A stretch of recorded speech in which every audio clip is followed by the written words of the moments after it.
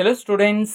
Neat ವಿದ್ಯಾರ್ಥಿಗಳಿಗೆ ಇವತ್ತು supreme court ಇಂದ ಅಂತಿಮ ತೀರ್ಮಾನ ಬರುತ್ತೆ ಅಂತ ಹೇಳಿ ಈಗಾಗಲೇ ಕೋರ್ಟ್ ಇಂದಾನೆ ತೀರ್ಮಾನವನ್ನ ತಿಳಿಸಿದ್ರು. ಓಕೆನಾ.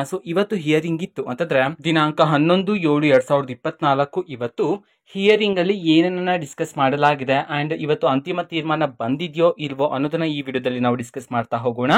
ವಿಡಿಯೋವನ್ನ ಸ್ಟಾರ್ಟ್ ಮಾಡ್ತೀನಿ. ಅದಕ್ಕಿಂತ ಮೊದಲು ಲೈಕ್ ಮಾಡಿ ಮತ್ತೆ ತಪ್ಪದೆ ಸಬ್ಸ್ಕ್ರೈಬ್ ಮಾಡ್ಕೊಳ್ಳಿ.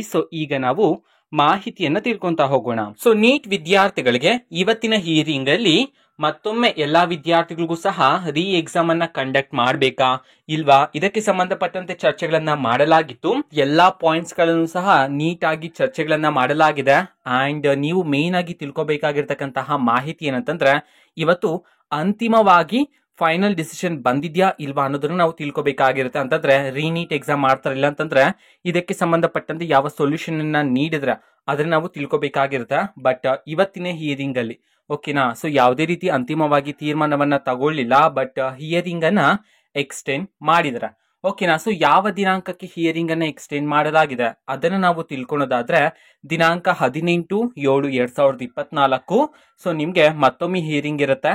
ಆ ಹಿಯರಿಂಗ್ ಅಲ್ಲಿ ಅಂತಿಮ ಡಿಸಿಷನ್ ಅನ್ನ ನೀಡ್ತಕ್ಕಂತ ಚಾನ್ಸಸ್ ಇದೆ. ಓಕೆನಾ.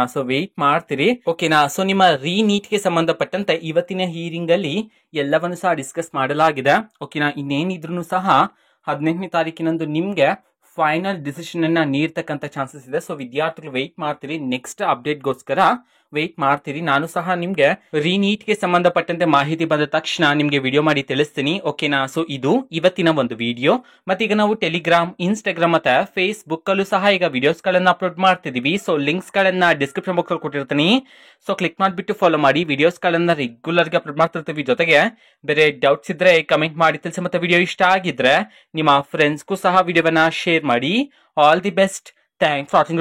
All the best. Thank you. Bye.